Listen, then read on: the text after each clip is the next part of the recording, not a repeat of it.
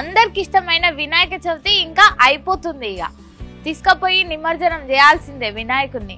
అయితే ఈ నిమజ్జనం కోసం జిహెచ్ఎంసి చాలా జాగ్రత్తలు తీసుకుంటుంది. అవి ఎట్లాంటి జాగ్రత్తలు, ఏమేమి తీసుకుందో ఇప్పుడు మనం చూద్దాం. ఎందుకంటే నిమజ్జనం పోయి అందరూ సేఫ్గా ఇంటికి రావాలి, జాగ్రత్తగా ఉండాలి, భక్తులు ఎవరికి ఇబ్బంది కావద్దు అన్న రీతిలో జిహెచ్ఎంసి జాగ్రత్తలు తీసుకుంది. అందులో ముఖ్యంగా మనకు కనిపించేవి క్రేన్లు. ట్యాంక్ బండ్ చుట్టూ మొత్తం క్రేన్లు ఉంటాయి. దాదాపు జిహెచ్ఎంసి కమిషనర్ కర్నల్ చెప్పింది ఏంటంటే దాదాపు 134 వరకు క్రేన్లు అక్కడ జిహెచ్ఎంసిలో ఉంటాయంట. తర్వాత ఇంకా మొబైల్ క్రేన్లు వేరు. మొబైల్ క్రేన్లు దాదాపు 259 క్రేన్లు ఉన్నాయని చెప్తున్నారు.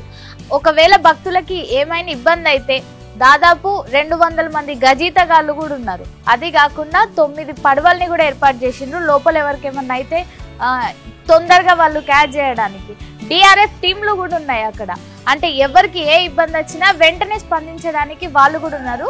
దాదాపు 14,000 మందికి పైగా శానిటేషన్ వాళ్ళు ఉన్నారు, వర్కర్స్.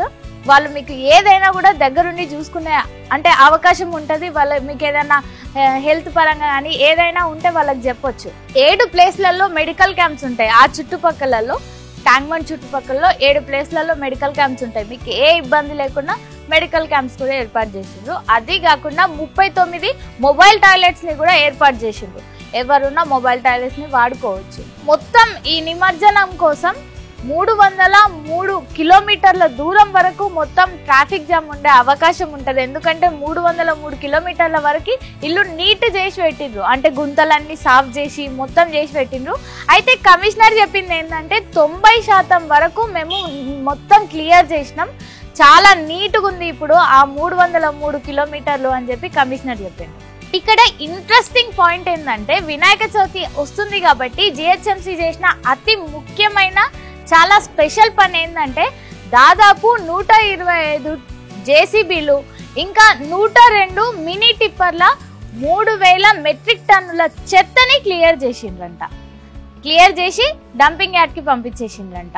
చూసినాం కదా, ఎవ్వరు నిమజ్జనానికి పోయినా కూడా చాలా జాగ్రత్తగా ఉండి ఏదైనా ఇబ్బంది ఉంటే మీకు అక్కడ చాలా మంది ఉన్నారు కాబట్టి మీరు వాళ్ళు చూసుకుంటారు మీకు ఏమైనా ఇబ్బంది అయితే. కానీ ఏమాత్రం ప్రమాదం చేసుకోకుండా జాగ్రత్తగా వెళ్ళి జాగ్రత్తగా రండి. అయితే కమిషనర్ చెప్పే ముఖ్యమైన పాయింట్ ఏంటంటే హైదరాబాద్ ని మొత్తం చెత్త చేయకుండా ఏదైనా ఉంటే అక్కడ చాలా చెత్త కుండీలు ఉంటాయి, అందులో వేయండి అని చెప్పి రిక్వెస్ట్ గా కమిషనర్ చెప్పిండు. సో మనం కూడా ఖచ్చితంగా చేయాల్సిందే. సో అందరికీ జాగ్రత్త, మంచిగా నిమజ్జనం చేసుకోండి, మంచిగా ఇంటికి కొండ్రి.